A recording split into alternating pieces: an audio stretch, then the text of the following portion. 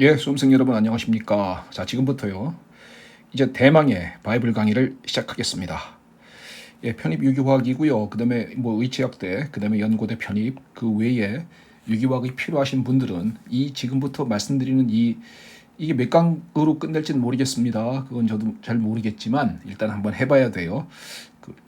이 내용을 전부 다 숙지하고 암기한다면요, 시험 보는데 아무런 지장이 없을 것이다 라고 생각을 합니다. 자, 총 단원은 18단원까지 되어 있고요. 1장부터요. 그 다음에 지금은 오늘은 이제 유기화학의 기본 개요인 1장에 대한 내용을 설명하겠습니다. 자, 지금부터 이제 대망의 1강을 시작합니다. 자, 약간 떨리지 않습니까? 이제 시작하는 마당이거든요. 자, 한번 가볼까요? 자, 유기화학 기본 개요고요. 뭐 이런 내용들이 컨텐츠로다가 되어 있습니다. 각각 하나씩 볼 거고요.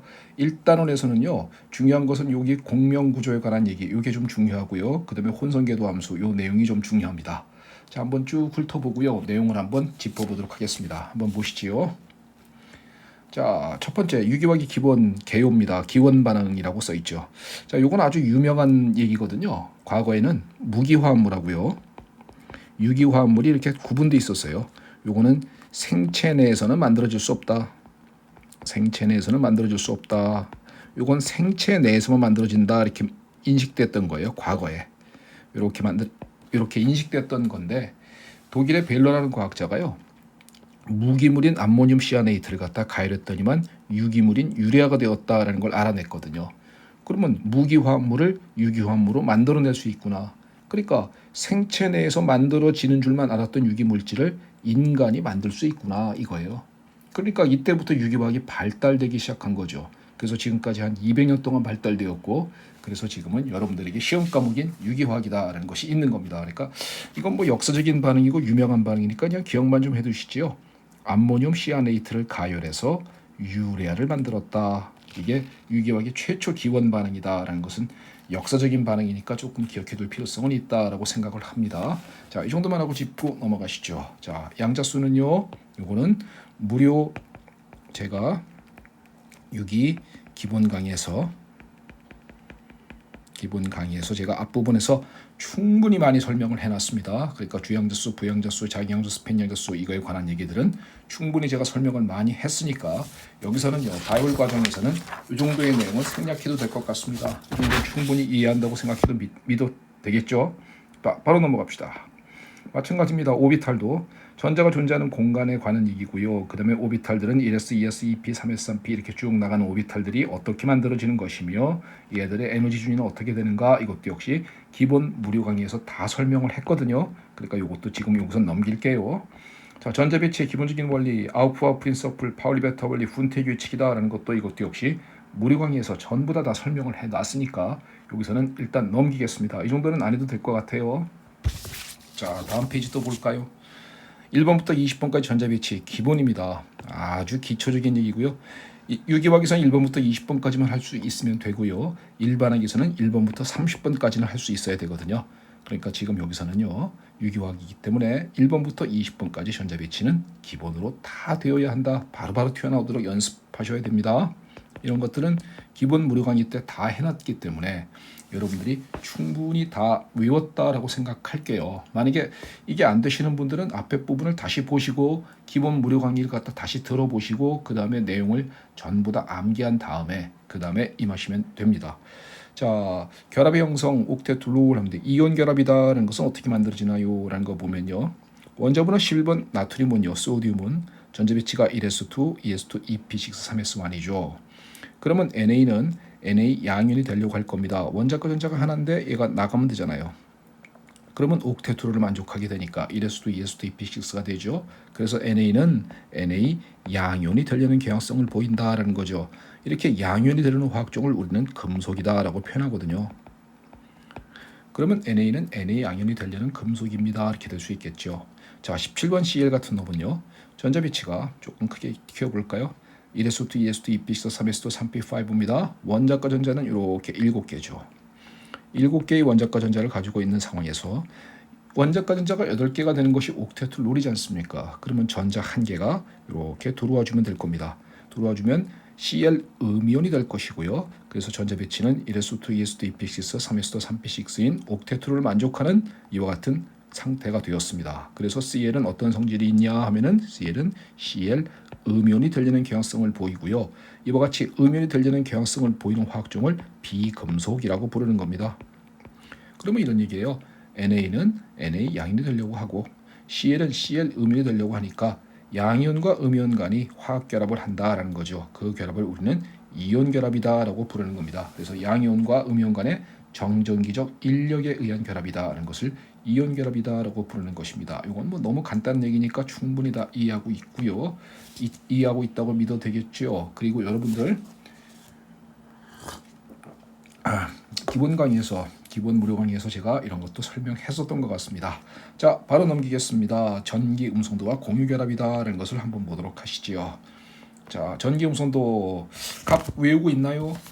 이 정도는 기본적인 암기입니다. 이건 라이너스 폴링의 값이고요. 자, 갈수록 어떻게 되나요? 0.5씩 증가 맞습니까? 2주기원소 0.5씩 증가. 자, 갈수록 0.3씩 증가된다. 이렇게 되는 거 맞아요? 이제 값은요, 이렇게 갈수록 값이 커지고 이렇게 갈수록 값이 커집니다라는 것은 라이너스 폴링의 전기 음성도 값이고요. 유기화학을 공부하는 데 있어서 어쩌면 이 숫자를 외우는 것은요, 유기화학의 가장 기초적인 지식일 것입니다. 그러니까 바로 나오도록 연습하십시오. 탄소 2.5 이렇게 해요. 질소 3.0, O 3.5, F 4.0 이렇게 바로바로 수소 2.1 이렇게 나오도록요. 이 값은요, 값이 크면 클수록 전자를 잘 당기는 거거든요. 그러니까 원자가 전자를 당기는 능력을 말해주는 겁니다. 그래서 값이 클수록 그 전자를 잘 당긴다의 개념이고요. 유기화학의 반응을 이해하는 데 굉장히 중요한 얘기거든요. 그러니까 유기화학 반응할 때 왜 이런 반응이 일어납니까? 이런 얘기들을 할 때요. 거기에 대한 기본 룰이 되는 것이기 때문에 요거는 기본적으로 암기가 꼭 되었으면 좋겠습니다. 그래서 여러분들께서요. 요거는 연습하셔서 반드시 꼭 암기하셔가지고요. 기본적으로 암기가 다 된 상태에서 유기화학 공부가 되었으면 좋겠다라는 생각을 갖습니다. 자, 그 다음에 또 한번 내용을 이어보겠습니다. 그러면 공유결합에서는요, 우리는 자, 이게 전기음수를 외우면 어떤 일이 벌어지냐면, 예를 들면 HCl이란 분자가 있다 치자. 그러면 얘는 전기음수도가 3.0이지요. 얘는 2.1이죠. 전자를 얘가 땡기겠죠. 그래서 수소 쪽은 플러스를 띄고 Cl 쪽은 마이너스를 띱니다. 라고 한쪽은 플러스 한쪽은 마이너스 띄는 이런 분자를 극성 분자다라고 부르는 겁니다. 그러면 HCl은 극성 분자인 걸 어떻게 알았습니까? 하면은 전기 음성도의 차이가 나니까 극성 분자예요 라고 말해주는 것이잖아요. 그죠? 자, 그 다음에 Cl2라고 부르는 것은요, 전자를 갖다 얘는 3.0 얘도 3.0 양쪽에서 똑같이 당겨줍니다. 그러니까 전자는 골고루 퍼지게 될 거고요. 전자가 골고루 퍼지게 돼서 한쪽은 플러스다 한쪽은 마이너스다 이런 말을 못하죠. 이런 것을 갖다 우리는 비극성 분자다라고 부르는 겁니다. 그러니까 극성인지 비극성인지를 알기 위해서는 전기 음성도 차이가 나느냐 차이가 나지 않느냐로 판단하는 것이지요. 자, 유기화학에서 대원칙은 마이너스가 플러스를 공격한다거든요. 이런 반응 이제 나중에 SN2 치환 반응이랑 보게 될 텐데요. 친액체가 있어요. 이런 반응은 아직은 몰라도 괜찮습니다. 탄소가 플러스를 띄는 거 보이십니까? 왜? Cl이 전기흡수가 크니까 전자 땡기니까. 그러니까 요건 Cl은 마이너스를 띨 것이고 탄소는 플러스를 띨 겁니다. 그럼 플러스를 띄는 탄소를 마이너스가 때린다. 이렇게 하고 전자가 튀어나가요. 이렇게 전자를 갖고 튀어나가요. 이렇게 되거든요. 이런 반응을 SN2 반응이라고 부르고요. 이런 반응이 일어나는 이유를 이해하려면요. 최소한 뭐는 지금은 이해하라. 이런 반응을 지금은 모를지라도 이 반응을 알라가 아닙니다. 지금은 반응은 모를지라도 최소한 뭘 이해하라. 여기가 플러스를 띄고 있다라는 사실은 이해하여라. 그럼 마이너스가 이 탄소 플러스를 띄는 탄소를 공격할 수 있다라는 개념 정도는 이해하시라. 그 정도만 이해하고 넘기는 것이고요. 얘를 갖다가 집착하거나 뭐 고민하거나 이럴 필요는 전혀 없습니다. 지금 나중에 이런 반응은 다 보게 될 테니까요. 자, 바로 넘겨보겠습니다. 형식전에 관한 얘기입니다. 단독으로 한 문제가 출제될 수 있어요. 원자가 전자수 빼기 2분의 공유 전자수 빼기 비공유 전자수. 형식전의 공식이에요. 공식. 형식전화를 다 더하면 전체 전화가 나옵니다. 자, 이것도 역시 기본 무료 강의에서 충분히 설명했기 때문에 여기서는 제가 이 정도만 설명하고 넘길게요. 자, 공식 문제 외웁니다.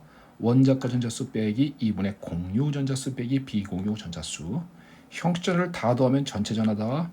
형식전화는 왜 합니까? 하면은 안정한 분자 구조를 찾기 위함인 거예요. 안정한 분자 구조를 찾는데 누가 안정하냐라는 것은요. 그 밑에 적혀 있네요. 자, 형식전화가 생기지 말아야 된다. 첫 번째, 형식전화가 생기지 마세요. 두 번째, 만약에 어떤 경우로도 형식전화가 생길 수밖에 없는 경우라면 자 뒤에 써 있습니다. 전기 음성도가 큰 원자에 마이너스 형식전화가 생겨주세요. 이게 형식전화로다가 안정한 걸 따져주는 겁니다. 자, 다시 한번 짚어볼까요? 자, 형식전화는요. 원자가 전자수 빼기 2분의 공유 전자수 빼기 비공유 전자수고요. 형식전화를 다 더하면 전체 전화가 나옵니다. 이렇게 말했어요. 그 다음에 형식전화는 왜 하나요? 하면은 안정한 분자구조를 찾으려고 하는 거예요. 근데 누가 안정하느냐 하면요. 형식전화는 안 생기는 게 좋아요. 생기지 않는 분자구조가 더 안정하다라는 것이고요. 만약에 형식전화가 생길 수밖에 없다면 이제 어떤 것이 그런지는 나중에 알게 되니까 전기 음성도가 큰 원자에 마이너스 형식전화가 좋다. 전기 음성도가 큰 원자에 마이너스 형식전화가 좋다. 이렇게 기억할 수 있겠습니까? 그러면 형식전화에 관한 얘기는 기본적인 이론은 이렇게 암기가 되고요. 구체적으로 하나씩 한번 뚫어보실까요? 자, 보시지요. 자, 요 화합물 이렇게 루이스 구조를 주고요. 각각의 원자의 형식전화를 따져보십시오. 자, 탄소 따져보세요 라는 거예요. 원자과 전자 4개 맞죠? 2분의 공유전자 요거 하나 둘셋넷 다섯 6개지요. 그러니까 2분의 6 이렇게 되는 거 맞죠? 비공유전자 요거 비공유전자죠. 그러니까 2개죠. 그러니까 형식전화는 탄소는 마이너스 1입니다 라고 말할 수 있겠죠. 이렇게 형식전화를 따질 줄 아느냐 이런 얘기예요. 자, 수소 한번 아무거나 따져볼까요? 요 수소 한번 따져보겠습니다. 원자과 전자 하나 빼기 2분의 공유전자는 요거 전자 2개가 공유돼 있습니다. 2개 빼기 비공유전자는 없잖아요. 수소가 갖고 있는 거 없으니까 얘는 0입니다. 이렇게 되겠죠. 그러면요. 형식전화를 따져보게 되면 요건 이렇게 되겠네요. 형식전화를 따져보게 되면 자, 요 놈은 탄소는 마이너스 1이고요. 수소는 0, 0, 0이에요. 이렇게 되는 거 되겠습니까?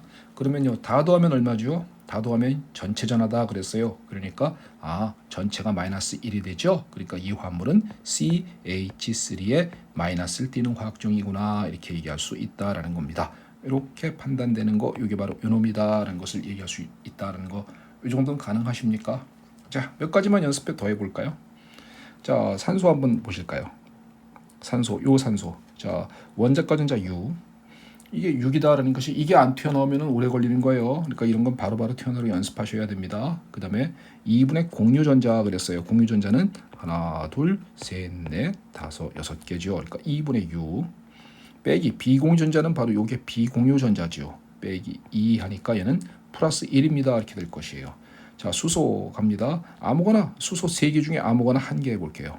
원자과 전자 1 빼기 2분의 공유전자 요거 2개 2분의 2 빼기 비공유전자 없으니까 0이죠. 다 더하면 플러스 1이 되니까 이 화합물은 H3O 양이온 화합물입니다. 이렇게 판단되는 거 됐죠. 이렇게 되겠죠. 자, 두 번째 거는 아까 내가 설명했던 거고요. 세 번째 거 보실까요? 자, 요거 한번 보시면요. 요 탄소 한번 가볼게요. 원자과 요 탄소 원자과 전자 4 빼기 2분의 공유전자는 자, 3중결합이기 때문에 하나, 둘, 셋, 넷, 다섯, 6개 전자가 있거든요. 6개 전자가 이 탄소와 이 탄소가 서로 공유하고 있어요. 이렇게 표현되는 거잖아요.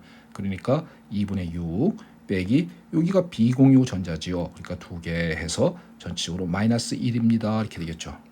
이 탄소도 역시 똑같아요. 똑같이 가면 이것도 마이너스 1이죠. 그러니까 이 화합물은 전체 전하는 마이너스 2구나 라고 말할 수 있겠습니까? 그러면 이 화합물은 어떤 놈인가요? 예, C2 이가 음이온입니다 라고 판단될 수 있다. 이렇게 판단되는 거 가능합니까? 그래요. 하나만 더 해보시죠. 자, 질소 한번 보실까요? 그 밑에 거요. 원자과 전자 5개 맞죠? 공유전자 하나, 둘, 셋, 넷, 다섯, 6개니까 2분의 6 맞죠? 비공전자 여기 2개가 비공유 전자네요. 그러니까 얘는 형식전화 제로군요. 자, 탄소 한번 보실까요? 자, 이놈은 원자과 전자 4개 맞죠? 공유전자는 이렇게 6개가 공유된 거 맞죠? 2분의 6 빼기 비공유 전자는 바로 이놈이 비공유 전자 쌍이지요. 2개가 있습니다. 다 더하면 요거 계산하면 마이너스 1이 되겠죠. 그러니까 얘는 전체전은 마이너스 1이 되고요. 그러니까 이 화물은 CN 음이온이구나 라고 말할 수 있을 겁니다. 그러면 CN 음이온 한번 잘 보시겠어요? CN 음이온 보시면요. 자, 잘 보세요. 이 탄소가 혁신화가 얼마죠? 마이너스 1이에요. 혁신화가 얼마죠? 제로입니다. 그래서 CN 음이온은요. 이게 CN 음이온 이렇게 적으면 마치 질소에 마이너스가 있는 것처럼 느껴지는데 그게 아니에요. 실제적으로 CN 음이온은 탄소가 마이너스를 띠고 있는 겁니다. 그래서 CN 음이온은 탄소가 마이너스를 띠고 있다라는 것도 이 정도도 하나 기억해 주실 수 있겠습니까? 그래서 그래서 CN 음이온은 C가 마이너스 형식전화가 마이너스 1을 띠는 건 탄소구나 이렇게 느끼는 건 됐죠. 자, 여기서 요령을 알려드립니다. 형식전화 따지는 요령이요. 자, 요거 원자과 전자 몇 개죠? 4개입니다. 4개입니다. 자, 요건 공유전자고요. 자, 크게 그려볼게요. 제가 공유전자 하나, 둘, 셋, 넷, 다섯, 6개. 질소, 여기 전자쌍, 여기 전자쌍. 자, 이거 원자과 전자가 4개거든요. 그러니까 4개 가져야 정상적인 놈인데 공유란 것은요. 이 탄소와 질소가 전자를 공유하고 있는 거니까 3개는 얘 거고 3개는 얘 거지요. 이런 개념이 공유지 않습니까? 그러니까 이 탄소는 4개를 가져야 정상적인 놈인데 실제로 전자가 몇 개 있는 꼴이냐 하면은 하나, 둘, 셋, 넷, 5개가 있는 꼴이다라는 거죠. 그러니까 한 개가 넘칩니다. 한 개가 넘치면 마이너스 1이에요. 딱 맞으면 0이고 한 개가 부족하면 플러스 1이거든요. 그러니까 얘는 한 개가 넘치니까 마이너스 1이구나 이렇게 바로 판단되는 겁니다. 그래서 원자권자는 4개가 정상인데 전자가 5개 있는 셈이니까 형식전화는 마이너스 1이다 이런 얘기라고요. 그러면 자 요거 한번 질소도 한번 보실까요? 얘는 질소는 원자권자가 5개죠. 그런데 몇 개 있는 꼴이냐면은 요거 하나, 둘, 셋, 넷, 5개입니다. 5개인데 5개가 있어요. 그러니까 얼마예요? 0이죠. 그러니까 이렇게 형식전화를 갖다 보는 순간 바로 판단되도록 연습하셔라 이거죠. 그래서 형식전화는 원자과 전자는 5개인데 전자가 5개 있는 꼴이기 때문에 형식전화는 0입니다 라고 바로 알 수 있다는 겁니다. 그러니까 이렇게 공식에 의거해서 하면 시간이 오래 걸리니까 바로 이렇게 보는 순간 형식전화를 판단할 수 있는 요령도 충분히 잘 암기해 놓을 수 있길 바랍니다. 암기하고 정리해 놓을 수 있길 바라겠어요. 자, 이제는 또 로이스 구조 한번 가봅니다. 왜 앞부분이기 때문에요. 이거 앞에서 다 다뤄드렸던 거거든요. 무료 강의 때. 그렇기 때문에 제가 다뤄드리지 않은 부분을 위주로 가려고 합니다. 그러니까 다뤄드렸던 부분은 무료 기본 강의에서 충분히 다 숙달되었다고 믿고요. 그 정도는 여러분들이 다 공부가 될 거다라고 생각을 합니다. 자, 로이스 구조 그리는 법. 자, 이것도 다 외우고 있나요? 총 원자과 전자 센다. 단일 결합으로 걸어라. 총 원자과 전자에서 단일 결합에 소된 전자를 뺀 나머지 전자를 계산하라. 요 전자를 남는 거를 전기 음수도가 큰 원자에 우선 배치하여라. 남는 거 있으면은 다른 거로 간다. 이주기 원소는 옥테트로를 만족해서 만족하지 않으면 이중결합, 삼중결합을 만들어서라도 만족시켜줘라 라고 하는 거. 이런 거는요. 역시 무료 기본 강의 때서 다 했기 때문에 이 정도는 바로 넘기고 실제적인 구체적인 예로 가시죠. 메틸 나이트라이트입니다. 지금 요거는 앞에 부분이기 때문에 좀 빨리 나갑니다. 왜냐하면 앞에 부분에서 시간 보낼 이유가 없지 않습니까? 기본 베이직에서 다 했으니까. 자, 총 원자과 전자 탄소 4개, 수소 1 곱하기 3. 수소는 원자과 전자가 하나인데 3개가 있다. 그러니까 CH3이기 때문에. 그 다음에 산소는 6개 곱하기 2, 질소는 5개에서 총 원자과 전자 24개입니다 라고 됐죠.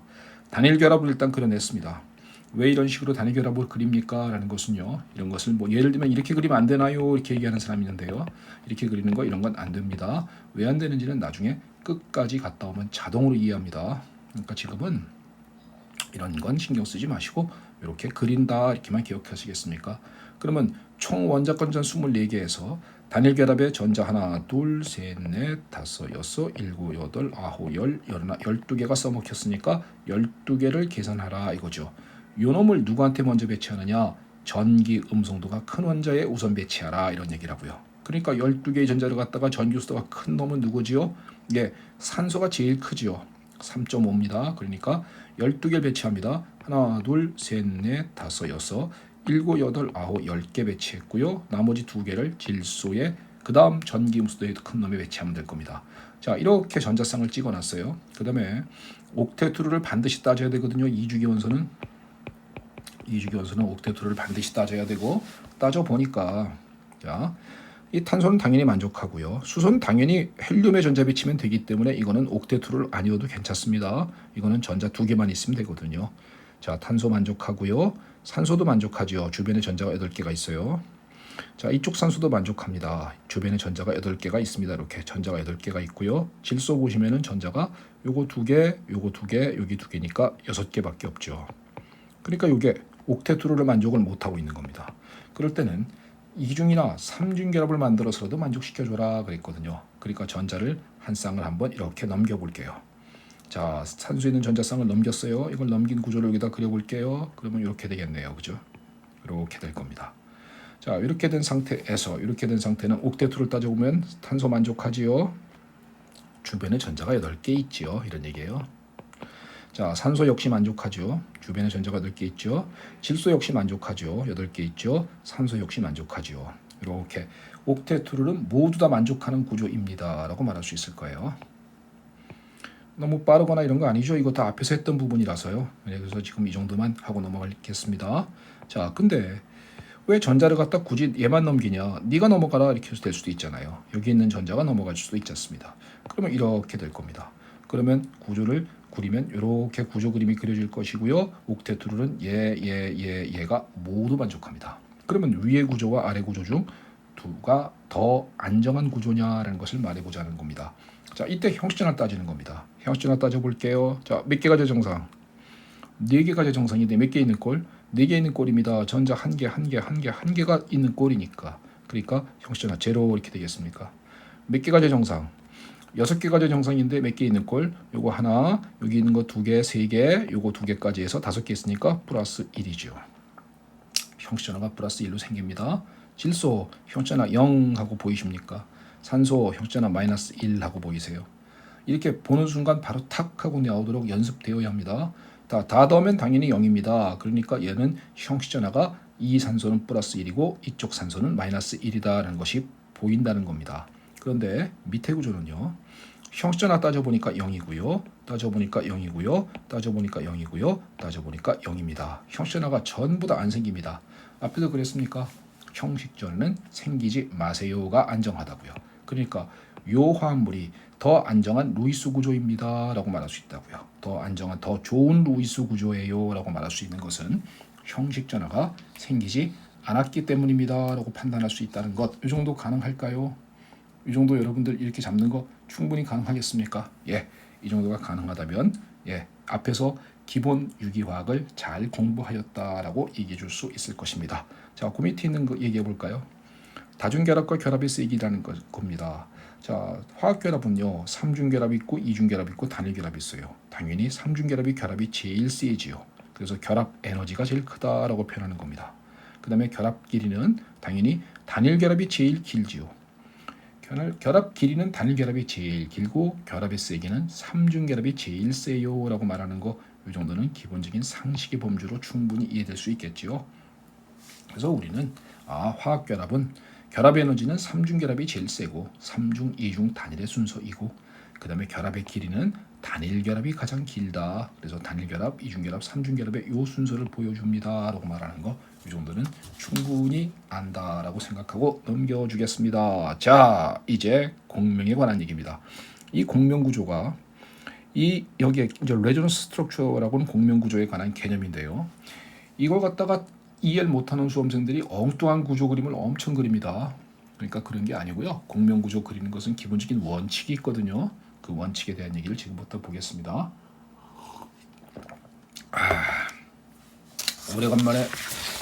오래간만에 이 강의를 다시 또 하니까 좀 재미도 있으면서요. 목도 마르고 힘도 약간 드는 것도 같고. 자, 시작부터 힘이 든다 좀 이상하긴 하지만 어쨌든 간에 목이 자꾸 이렇게 말라오네요. 여러분들은 잘 듣고 있습니까? 예, 자, 앞에 부분은 다 했던 부분이기 때문에 후딱 넘어갔습니다. 자, 공명 한번 세밀하게 짚어보겠습니다. 자, 공명 구조의 개념에 대한 얘기가죠. CO3 이가면의 구조를 그려라라는 거예요. 그러면 총 원자까지는 자, 탄소 4개 맞죠? 산소는 6개 맞죠? 그 다음에 세이롬 있으니까 곱하기 3이죠. 이가 음연이기 때문에 전자가 2개가 들어온 겁니다. 그래서 다 더하니까 24개의 총 원자과 전자가 있다. 지금 루이스 구조 그리는 방법대로 가는 겁니다. CO3 이가 음연에 관한 탄소는 4개, 산소는 6개 곱하기 3, 전자 2개 들어왔으니까 총 원자과 전자 24개. 그러면 두 번째 단일 결합으로 그립니다. 탄소 놓고요.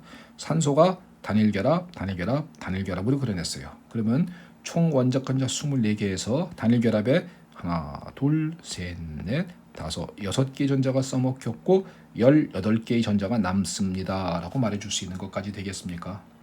그러면 이 18개의 전자를 갖다가 전기 음성도가 큰 원자에 배치하거든요. 전기수도가 큰 놈이 누군가 하면은 산소죠. 그러니까 6개씩 골고루 배치하면요. 하나, 둘, 셋, 넷, 다섯, 여섯, 일곱, 여덟, 아홉, 열, 열하나, 열둘, 열세, 열네, 열다섯, 열여섯, 열일곱, 18개 됐으니까 일단 됐습니다. 그러면 일단 현재 이 상태의 루이스 구조를 그려낼 수 있다라는 것은 일단 이해되셨죠? 지금은 뭘 하는 중이에요? 루이스 구조를 그리는 중입니다. 그러면 이 상태에서 가만히 따져보시면요. 요 놈이 옥테트로를 만족을 못합니다. 옥테트로를 만족을 못하니까 2중이나 3중 결합을 만들어서라도 만족시켜라 그랬어요. 그러면 자 여기 있는 전자 한 쌍이 이렇게 넘어 들어오는 구조를 갖다가 하면은 바로 요 구조가 되겠죠. 요 구조는 지금 전자쌍이 이렇게 6개 있는 중에서 6개가 있는 전자쌍 중에서 2개가 넘어 들어왔기 때문에 이중결합되고 여기는 4개만 남습니다. 이렇게 될 거예요. 그 다음에 이 부분은 하나, 둘, 셋, 넷, 다섯, 여섯, 하나, 둘, 셋, 넷, 다섯, 여섯 형식전화 따져보니까 요거는 0이고 요건 마이너스 1이고 요것도 마이너스 1이기 때문에 전자쌍을 이렇게 찍어주든 아니면 형식전화만 바로 이렇게 표시해도 되겠네요. 그죠? 이렇게 표시해도 지금 여기 있는 전자가 이렇게 밀려 들어온 구조입니다라고 말해주는 거잖아요. 그러니까 이걸 보는 순간에 마이너스를 보는 순간에 전자가 하나, 둘, 셋, 넷, 다섯, 6개 해서 얘는 여기에 전자께서 옥테트로를 만족을 하고요. 형식전화는 마이너스 1이구나라고선 이렇게 전자까지 찍어낼 줄 알아야 하는 것입니다. 그러면 여기는 이중결합을 보는 순간에 여기는 하나, 둘, 셋, 4개만 있고요. 형식전화가 0이기 때문에 전화를 표시를 안 했고요. 이런 식으로 표시가 되어야 된다라는 건 알겠습니까? 자, 그러면은 여기 구조에서요. 전자가 이렇게 밀려 들어오니까 이렇게 구조 그림이 그려지는 거고요. 여기가 이중결합되고 여기는 단일결합되고 형식전화는 이건 0, 여기는 마이너스 1, 여기도 마이너스 1입니다라는 이러한 구조가 가능할 수 있죠. 자, 넘어갈 때 왜 굳이 얘만 넘어가니 네가 넘어가라 그럴 수도 있잖아요. 그 구조를 갖다 그려보면 이번엔 여기가 이중결합되는군요. 그리고 나머지 부분이 또 이렇게 똑같습니다. 또 넘어갈 때 네가 넘어가라 그럴 수도 있지 않습니까? 그러면 이 구조를 갖다 그리게 되면 바로 이번엔 여기가 이중결합이 되는군요 라고 말할 수 있겠습니까? 자, 이게 그러면 얘들이 과연 뭐냐 이겁니다. 얘들의 관계를 서로 뭐라 그러느냐? 얘들 관계를 서로 간에 공명관계다라고 부르는 겁니다. 그러면 공명관계는요. 자, 원자 배열은 어때요? 탄소의 원자 배열은 그대로입니다. 원자 배열은 안 바뀌는데 전자만 바뀌었죠. 이 전자는 나중에 합니다만 파이 전자입니다. 파이 전자의 배열만 바꾼 겁니다. 파이 전자의 배열을 바꾼 것을 갖다가 우리는 공명구조다라고 부르는 것이라고요. 자, 어떤 개념인지 알겠죠? 전자가 다시 한번 말씀드려보면 이렇게 넘어갈 수도 있고 이렇게 넘어갈 수도 있고 이렇게 넘어갈 수도 있는 것입니다. 그러면 여기가 이중결합될 수도 있고 여기가 이중결합될 수도 있고 여기가 이중결합될 수도 있는 것이죠. 그러면 얘들의 관계가 무슨 관계냐? 서로 간의 공명관계다라고 부른다고요. 그래서 공명의 특징은요. 원자 배열은 그대로 있어야 합니다. 원자 배열이 바뀌었다 그러면 그건 공명이 아닌 거예요. 이미. 원자 배열은 그대로 있는데 파이 전자의 위치만 바뀌었다라는 거거든요. 그러면 얘들은 서로 간의 공명관계다 이렇게 얘기하는 건데요. 그러면 실질적인 구조가 과연 우리는 어떤 거냐? 누가 이중결합이냐? 이런 문제가 생기지요. 그러면 여기가 이중결합입니까? 이번엔 얘가 이중결합인가요? 이중결합이니까 짧죠. 요건 짧고 여긴 길고 여기가 짧고 길고 여기가 짧고 길고 이런 개념이 아니라고요. 실질적으로는요. 이건 어떤 개념이냐? 실질적인 구조는 가운데 탄소 요것처럼 가운데 탄소가 있으면 기본적으로 단일결합은 다 깔려 있고 이중결합이 여기에 있을 수도 있고 여기에 있을 수도 있고 여기에 있을 수도 있어요 라는 구조라고요. 즉 파이 전자가 퍼져 있다라는 겁니다. 그래서 결합은 탄소가 단일결합은 기본으로 깔고 있고요. 이중결합이 여기 있을 수도 있고요. 여기 있을 수도 있고요. 여기 있을 수도 있어요. 이렇게 전자가 퍼져 있는 개념이 바로 공명입니다. 이게 실질적인 구조예요. 이런 구조는 뭐라고 하느냐? 이런 구조를 우리는 가상적인 구조다라고 부르는 겁니다. 이게 실질적인 구조라고요. 이게 우리가 결합차수라는 표현을 쓰는데요. 결합차수 어떻게 따지는지 한번 말씀드려 볼게요. 잘 보세요. 자, 결합차수라는 표현을 써요. 자, 결합차수 이런 표현을 한번 써볼게요. 결합차수는 간단하게 단일결합은 1, 이중결합은 2, 삼중결합은 3이에요. 그러면 이걸 결합차수가 여기는 2고 여기는 1이고 1이다 이런 개념이 아니거든요. 공명에서의 결합차수는 그런 개념이 아니라 자 어떻게 따지는지 볼까요? 자 보세요. 탄소를 기준으로요. 결합이 하나, 둘, 산소까지 해서 결합은 3개죠. 그러니까 결합차수는 3개의 결합이 있는 중에서 실질적인 결합의 개수가 몇 개냐면 하나, 둘, 셋, 4개죠. 그러니까 3분의 4 결합차수입니다. 라고 말하는 겁니다. 자 여기서 따져볼까요? 결합은 하나, 둘, 3개가 산소가 붙어 있는 중에 실질적으로는 하나, 둘, 셋, 4개가 붙으니까 결합차수 3분의 4라고요. 그러니까 이 구조에서는요. 이 구조처럼 실질적인 구조는 전자가 퍼져 있는 구조는 요 길이, 요 길이, 요 길이는 모두 동등한 길이다라고 말하는 거예요. 결합차수가 전부 다 3분의 4거든요. 그래서 결합차수가 전부 다 3분의 4로서 단일 결합보다는 뭐예요? 짧죠. 이중 결합보다는 길죠. 왜? 단일 결합은 1이고 이중 결합은 2니까. 그래서 결합차수가 3분의 4로서 결합 길이는 모두 동등하다. 전자가 퍼져 있다의 개념이 바로 공명이다라는 것입니다. 지금 개념이 약간 애매모호할 수도 있습니다. 지금 처음 유기화학을 공부하시는 분들께서는요. 개념이 약간 애매모호할 수도 있는데 지금 이런 구조는요. 끝까지 유기화학을 공부하다 보면은 자연스럽게 깨우치게 되거든요. 그러니까 여기서 너무 크게 힘 빼지 마세요. 자, 그래서 전자가 퍼져 있는 경우를 유기화학의 대원칙은요. 뭔가 퍼지잖아요. 이렇게 퍼져 있다 하면은 안정화되어 있구나 이렇게 표현되는 거예요. 그래서 이런 안정화를 공명 안정하다라고 표현한다라고 기억해 줄 수 있겠습니까? 그래서 공명 구조를 많이 그리면 그릴수록 공명 안정화되어 있습니다라고 말하는 거예요. 자, 공명에 대한 조금 더 얘기를 가보죠. 큰 공명 참여체와 major contributor 작은 공명 참여체에 대한 얘기 갑시다. 자, 주기여체 하고 그다음에 사이드 부기여체에 관한 얘기를 갑니다. 자, 메이저냐 마이너냐 어떻게 따지는 거냐 한번 가보죠. 공명 구조를 그리는 규칙 한번 볼게요. 자, 개별적인 공명 구조는 실제로 존재하지 않으며 가상적인 것이다. 자, 무슨 뜻인가요? 개별적인 각각의 공명 구조는 이렇게 존재하는 것이 아닙니다. 이거는 뭐라고요? 가상적이라고요. 실질적으로는 전자가 이렇게 퍼져 있는 구조다라는 겁니다. 자, 이해되셨습니까? 각각의 개별적인 공명 구조는 가상적인 구조인 것이다. 실질적인 구조는 전자가 이렇게 퍼져 있는 것을 의미하는 것이다. 이해되셨습니까? 첫 번째요. 두 번째, 공명 구조들은 파이 전자나 비결합선 전자들의 배치만이 다릅니다. 즉 무슨 얘기냐? 원자 배열은 변동이 없다고요. 원자 배열은 변하지 않아요. 이걸 기억해 주셔야 됩니다. 그래서 파이 전자나 비결합선 전자들의 배치만이 다릅니다. 그래서 공명 구조의 구분 화살표 이렇게 표현되는 거요. 화살표로다가 이렇게 전자가 넘어와요 이렇게 표현되는 거 있지 않습니까? 이렇게 전자가 넘어오는 거예요. 이렇게 넘어오는 전자가 이렇게 넘어 들어와요라는 표시들이요. 이런 표시들은 항상 전자의 이동만을 말합니다. 전자의 이동만을 말하는 것이지 원자의 이동, 원자 배열이 바뀌면 안 돼요. 그래서 항상 전자의 이동만을 나타내며 원자의 이동을 나타내는 것은 아니다. 원자 배열은 변동이 없어야 된다. 이게 공명이라고요. 자, 공명에 대한 기본적인 규칙인 겁니다. 공명을 마음대로 그리는 것이 아니라 기본적인 규칙이 있는데 그 규칙은 자, 이렇게 내용 하나하나를 이해해 주시면 됩니다. 자, 조금 더 볼까요? 자, 어떤 한 화합물의 공명은 동등하지 않을 수도 있다. 공명이 동등하지 않을 수도 있네요. 예를 들면 아까 얘기했던 이런 놈일 때는요.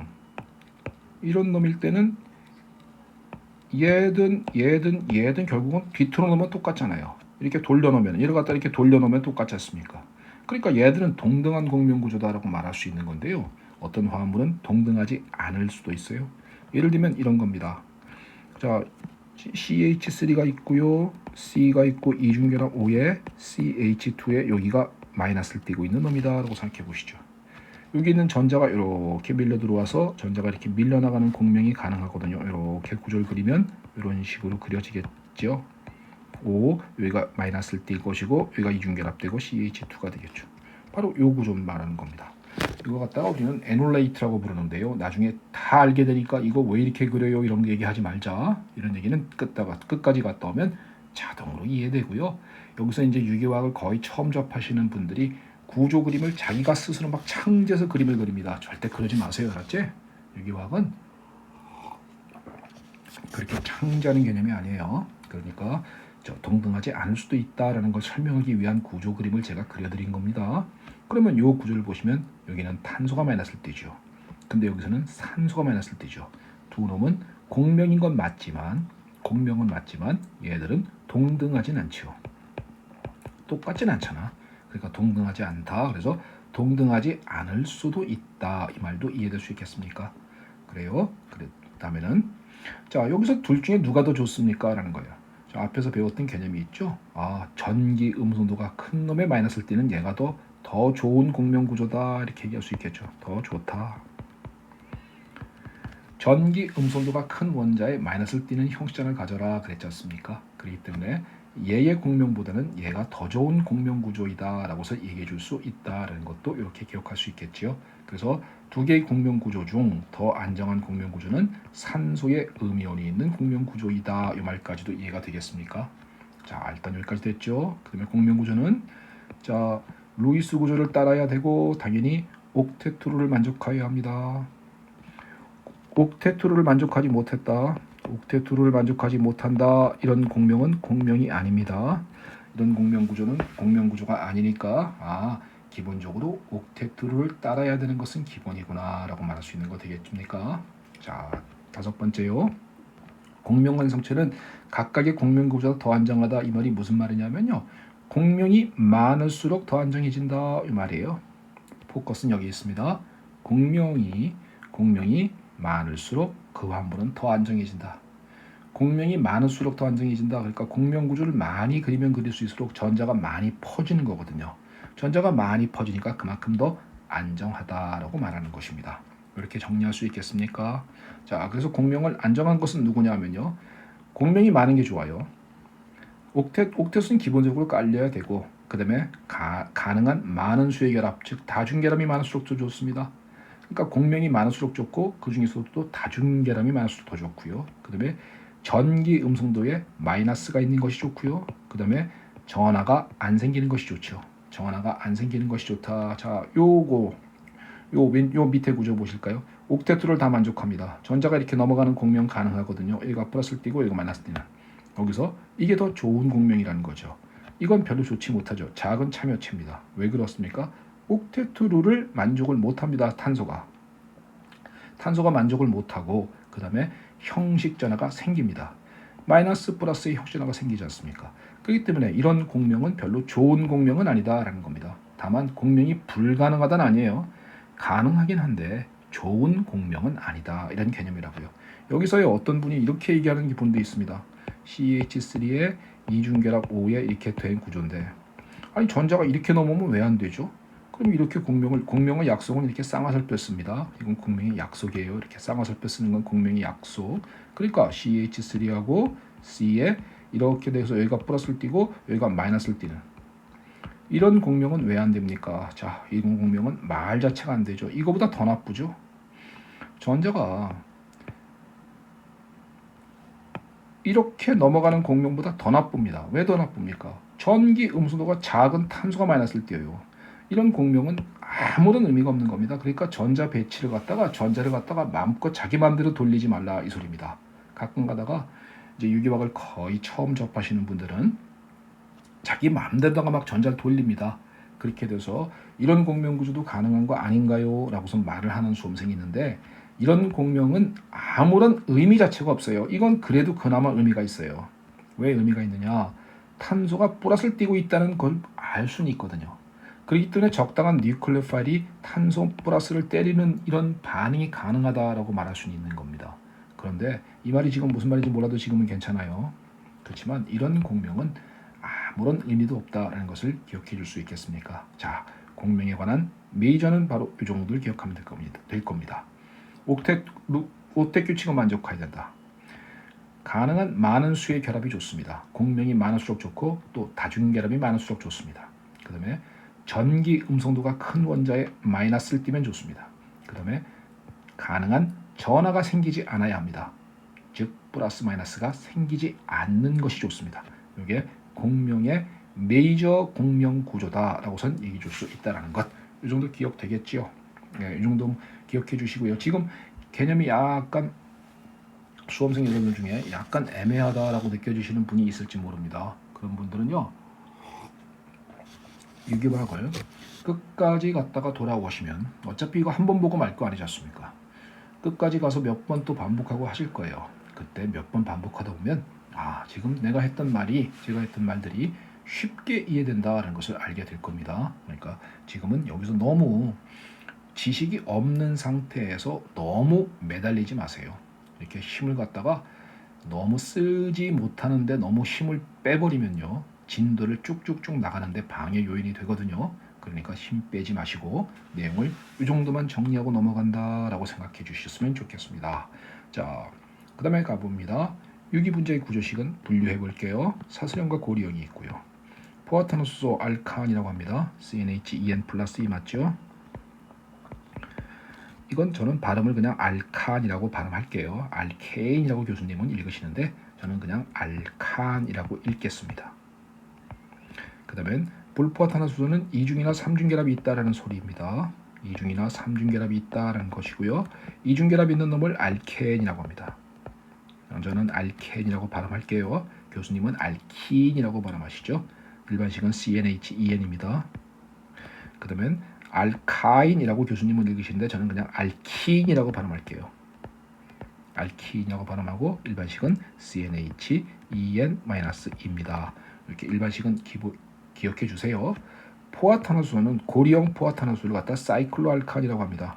사이클로알칸은 일반식은 사이클로알칸이라고 부르는 놈이고요. 일반식은 CnHen의 일반식을 갖습니다. 그러면 CnHen 일반식을 갖고 있는 놈은 요 놈도 CnHen이고 요 놈도 CnHen이구나 라고 말할 수 있겠죠. 그래서 CnHen 일반식을 갖고 있는 놈은요, 이중결합이 한 개 있거나 혹은 고리가 하나 있다라고 말해줄 수 있는 것입니다. 요건 이중결합 화합물이고요. 요건 고리형 화합물이니까 그래요. 그죠? 그래서 CnHen의 일반식을 갖고 있는 화합물은 이중결합이 한 개가 있거나 혹은 고리가 하나가 있어요 라는 이런 개념도 우리가 쉽게 잡아낼 수 있을 것이다 라고 생각을 합니다. 자, 11페이지로 넘어가 볼까요? 자, 축조구조식이다 라고 하는 건데요, 유기화학 화합물 그릴 때요, 자, 탄소를 갖다가 이렇게 한번 표시해 보시죠. 이렇게 탄소가 2개짜리면 에탄이라고 부르는 물질인데 분자식은 이렇게 돼 있거든요. 그러면 이걸 갖다가 탄소가 3개짜리면 이걸 일일이 이런 식으로 그려야 되잖아요. 탄소가 만약에 10개짜리다 그러면 C 해놓고선 이런 식으로 쭉 나가는 거죠. 그럼 여긴 수소 3개 있고요, 3개 있고, 여긴 2개 있고요, 여기 2개 있고요, 여기 2개 있고요. 이런 식으로 구조를 쭉쭉쭉쭉쭉 그려나가야 될 것 아니겠습니까? 너무 오래 걸리죠. 그러니까 탄소가 4개짜리면 간단하게 하나, 둘, 셋, 4개다. 그러면 요거 탄소입니다. 이렇게 표현하는 거예요. 이렇게 선분자 구조식으로 그림을 그리자. 그래야만 빨리 그리는 거 아니냐 이거죠. 그러면 이 탄소는 수소 3개 있죠. 수소 2개, 수소 3개 있다는 거 보이십니까? 5개짜리면 하나, 둘, 셋, 넷, 5개죠. 6개짜리면 하나, 둘, 셋, 넷, 6개짜리죠. 자, 이런 화합물이면 육각형 고리 화합물. 그러면 이 탄소엔 수소가 2개가 있다는 거 보이죠. 탄소 주변에 항상 4개가 붙어 있으니까 탄소의 주변에 탄소가 이미 2개가 있으니까 수소는 여긴 2개밖에 없죠. 그래서 여기도 2개의 수소가 있죠. 여기도 2개 있죠. 여기도 2개 있죠. 이런 식으로 수소가 전부 다 2개씩 있다라는 것을 말해줄 수 있는 겁니다. 그래서 얘는 C6H 12의 분자식을 갖고 있는 화합물입니다 라고 말해줄 수 있다는 겁니다. 이렇게 구조 그림을 그리는 것을 선분자 구조식이다 라고 부르는 것입니다. 일단 여기까지도 이해가 되십니까? 그래요. 그 다음에는 자, VS2펠에 대해서는 앞에서 다 베이직에서 설명했거든요. 기본 무료 강의에서요. 그러니까 우리 화합물만 보고 갑시다. BH2 BeCl2 직선형 180도 혼성오비탈 SP 이렇게 바로 튀어나옵니까? 스트레인 넘버 2 비극성 분자다 라고 바로 나오는 거 돼요. BCL3, BF3 같은 거 스테린 넘버 3 비극성 분자다라는 거 평면 삼각형 구조입니다. 그리고 각도는 당연히 120도입니다라고 하는 건 당연히 튀어나옵니까? 자, CH4CCl4 이거 정사면체 구조입니다. 스테린 넘버 4 그다음에 비극성 분자이고요. 각도는 몇 도입니까? 109.5도입니다. 라고 하는 것은 이 정도 내용은 다 튀어나온다라고 믿겠습니다. 이 정도는 바로바로 튀어나왔으면 좋겠어요. 자, PCl5입니다. 삼각쌍뿔 분자 모이고 스테린 넘버 5 비극성 분자 맞죠? 극성 비극성 따지는 건 어떻게 따져요? 벡터 합이 상쇄가 되는 거죠. 벡터 합이 상쇄가 되는 거죠. 이렇게 상쇄가 되는 거죠. 이런 거 다 앞에서 배웠던 겁니다.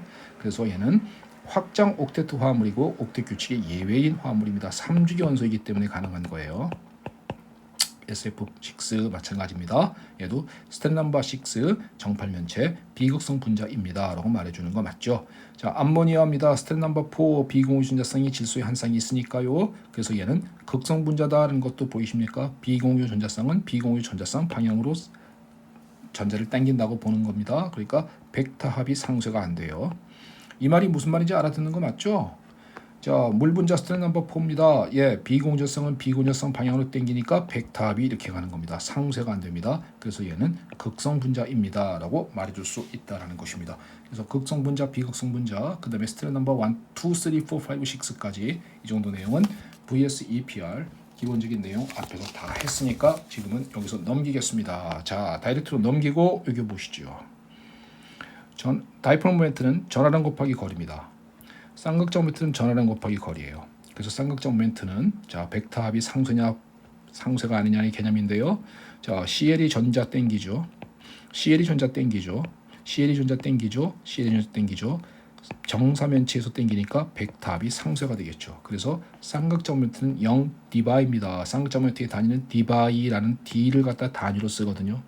그래서 이러면 비극성 분자구나 이렇게 얘기할 수 있는 거 되겠습니까? 하지만 거기에 반해서요. CH3Cl이라는 놈은 Cl 쪽으로 전자를 땡기죠. H하고 C 중에서는 C가 전기흡수가 크니까 이렇게 땡긴다고 볼 수 있을 겁니다. 전기흡수가 큰 방향으로 땡겨줘요. 그러니까 얘는요. 쌍극장 모멘트 값은 0은 아닙니다. 1.87이라는 숫자를 외우라는 게 아니라 얘는 0은 아닙니다. 이렇게 말할 수 있겠죠. 그래서 얘를 갖다 우리는 극성 분자이다라고 말해줄 수 있다라는 것을 기억해 줄 수 있겠습니까? 자, 그래서요. 극성 결합에 대한 표시는 지금 이것처럼요. 이것처럼 전기 음수도가 강한 쪽으로 화살표를 나타냅니다.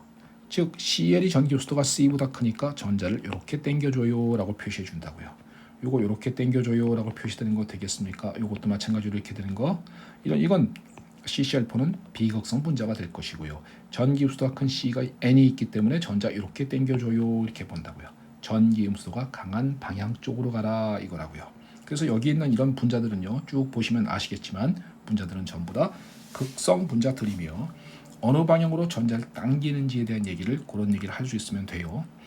약간 애매하다라고 느껴지시는 분은 마찬가지입니다. 끝까지 갔다 오면 자동빵 알게 되니까 너무 집착하지 마십시오. 자, 쌍극장 모멘트는 뭐라 그랬습니까? 제가 요거 하나 기억할까요? 전하량 곱하기 거리.